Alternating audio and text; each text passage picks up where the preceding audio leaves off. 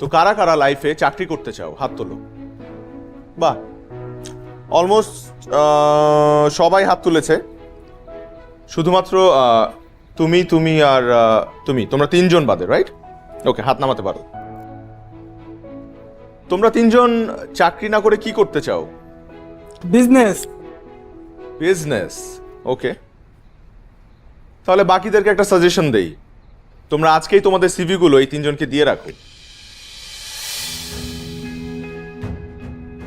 কারণ একটা সময় এই তিনজনের কাছেই তোমাদের যেতে হবে চাকরির জন্য। দেখো, একটা দেশে সবাই যদি চাকরির পেছনে ছোটে, কেউ যদি ব্যবসা না করে, তাহলে তারা চাকরিটা করবে কোথায়? তাদেরকে চাকরিটা দেবে কে? সরকারের পক্ষে তো সবাইকে সরকারি চাকরি দেওয়া পসিবল না, তাই না? এখন একটা দেশের ইকোনমি বা তার জিডিপি পুরোপুরি নির্ভর করে তার দেশের উৎপাদন ও ব্যবসার উপর। দেশে যত বেশি ব্যবসা হবে তত বেশি কর্মসংস্থান হবে এবং তোমরা ভালো ভালো চাকরির সুযোগ পাবে। তারপর আমি খেয়াল করেছি যে সবার একটা ভ্রান্ত ধারণা আছে যে বিজনেস করলে বড়লোক হওয়া যায়, বা মানুষ ব্যবসা করে শুধুমাত্র বড়লোক হওয়ার জন্য, কিন্তু বিষয়টা কিন্তু তা নয়। ব্যবসা না করলে নতুন আইডিয়াস জেনারেট হবে না, আর নতুন আইডিয়াস জেনারেট না হলে দেশের ইকোনমি বা দেশকে উন্নয়নের শীর্ষে আমরা নিয়ে যেতে পারবো না। তো এই কারণে বলছি যে সবাই চাকরি চাকরি করো না, মাথা থেকে ভূত ছেড়ে ফেলো, উদ্যোক্তা হও, বি অ্যান এন্টারপ্রেনার। সেখানে দেখবে যে তোমার সম্ভাবনা সীমাহীন। আমি সরি, আমি মনে হয় আবারও সেই বোরিং বক্তৃতা দেওয়া শুরু করে দিয়েছি। আর কোনো বক্তৃতা নয়, আমি আবারও আমার রেসপেক্টেবল টিচারদেরকে ধন্যবাদ জানাতে চাই আমাকে ইনভাইট করার জন্য, and thank you each and every one of you for being here.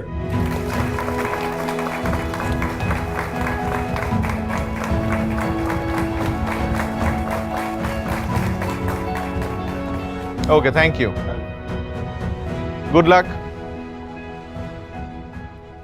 আরে ফিউচার এন্টারপ্রেনার্স, কি অবস্থা? স্যার কিছু বলতে চাই। হ্যাঁ বলো না। আচ্ছা দাঁড়াও, তোমরা কি আবার আমার বোরিং স্পিচ শুনে বিজনেস থেকে চাকরিতে ডাইভার্ট হয়ে গেলে নাকি? না না স্যার, আমরা আসলে আপনার সাকসেসের গল্পটা শুনতে চাই।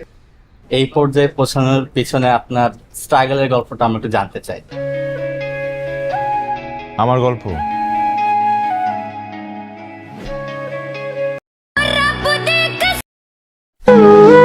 পৃথিবীটা এমন, গুরুত্ব দিলে অবহেলা করবে, আর গুরুত্ব কমিয়ে দিলে বলবে স্বার্থপর।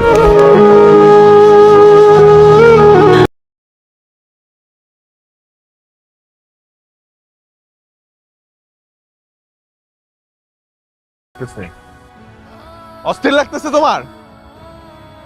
আচ্ছা তোমার আমি একটু হেল্প করি। যেই ছেলেটার সাথে তোমার বিয়ে ঠিক হয়েছে না, ওই ছেলেটারই বিয়ে করে ফেলো। আসলে আমার মতো এত ছোটখাটো একটা ব্যবসায়ীর সাথে তোমার যাই না, ওরে বিয়ে করে ফেলো। হ্যাঁ কি একটু রিলিফ লাগতেছে না এখন? মাহির, গুড বাই। আর কখনো আমি তোমাকে ফোন করবো না। ভালো থাকো।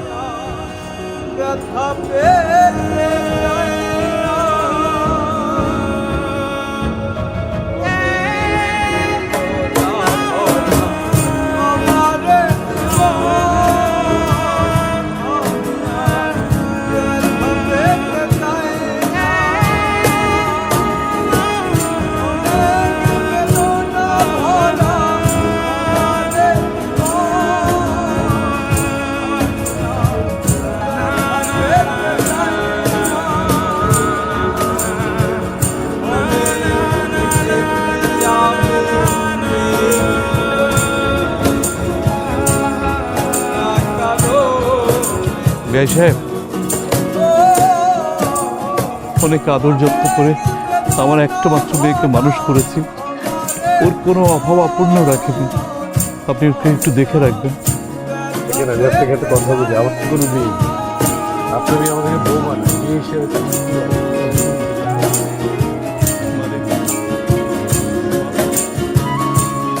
একদম কান্নাকাটি করিস না, তুই খুব ভালো থাকবি, সুখে থাকবি।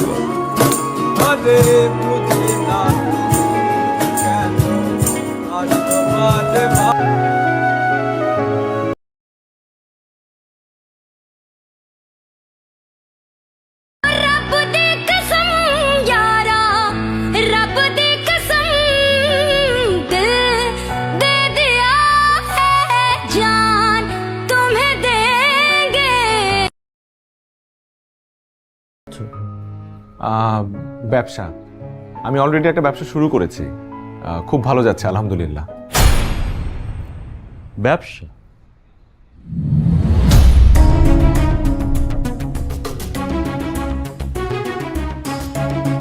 কিন্তু এটা তো কোনো ফিউচার নেই, খুবই রিস্কি। কারো কপাল খোলে, আবার কারো কপাল খোলেই না।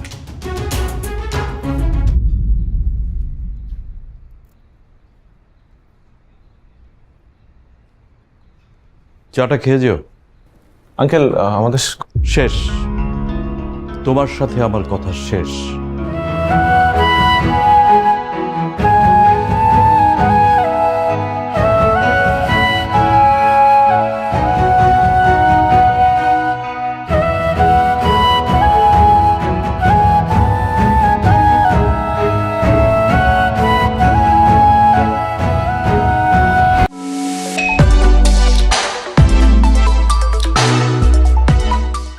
Lily, always beautiful.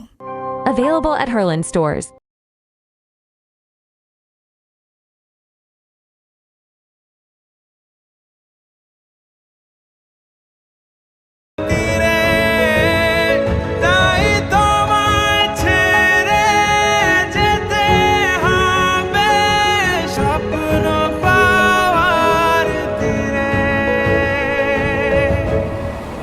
এরপর পুরো ঘটনায় নিজের মধ্যে একটা জেদ কাজ করা শুরু করলো। স্বপ্ন ছুঁতে গিয়ে ভালোবাসার হাত ছেড়ে দিতে হয়েছে। বিষয়টা মেনে নিতে অনেক সময় লেগেছে আমার। এরপর নিজেকে সামলেছি, বুঝিয়েছি যে যা হয় ভালোর জন্যই হয়। আর এরপরের কাহিনী তো সবারই জানা। আজকে আমি মাহির গ্রুপ অফ ইন্ডাস্ট্রিজের মালিক। জি বলেন। স্যার, আমাদের একটা ভুল হয়েছে। আমি সব বের করেছি। আসলে রাজীব সাহেবের কোনো দোষ নেই। উনি নতুন তো, তাই খুব সহজে অফিস পলিটিক্সের শিকার হয়েছেন। হোয়াট? সব চাল চেলেছেন আসলে আমাদের পুরনো শমশের সাহেব। শমশেরই কাজ করেছে? জি স্যার। আচ্ছা, আপনি এক্ষুনি রাইট না ওকে ফায়ার করেন। স্যার। আর রাজীবকে কল দিয়ে বলেন। স্যার। আচ্ছা না, দরকার নেই। রাজীবকে আমি কল দিচ্ছি, ওনার সাথে অনেক বড় একটা অন্যায় হয়েছে। Okay sir. হ্যাঁ ঠিক আছে।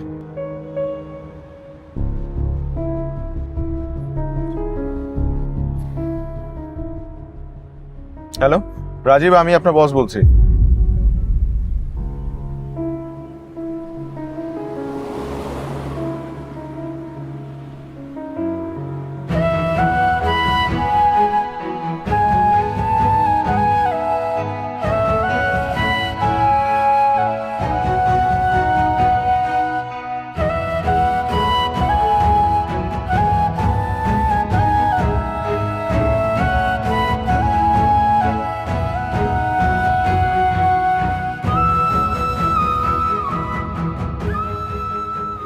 দেখো, আমি আসলে জানতাম না যে Rajib.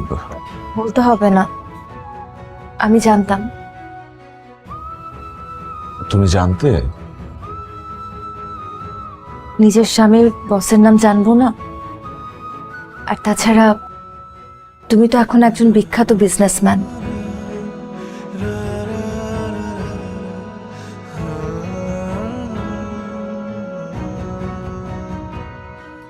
I am really sorry মারিয়া।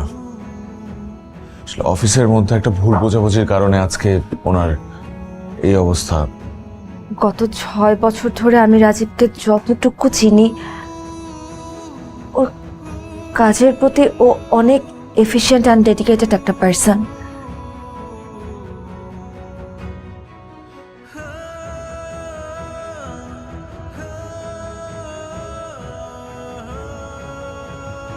আমাদের ছোট একটা মেয়ে আছে।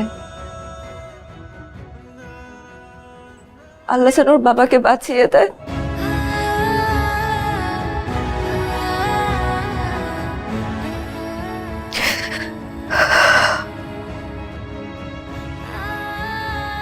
রাজীবের কিচ্ছু হবে না,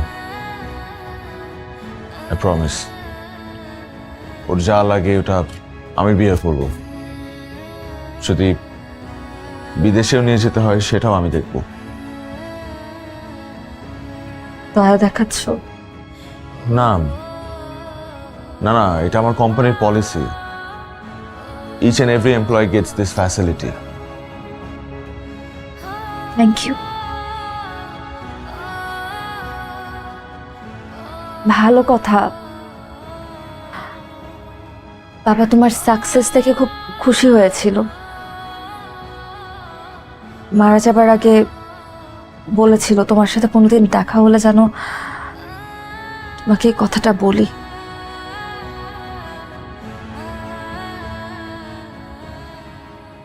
মাহির,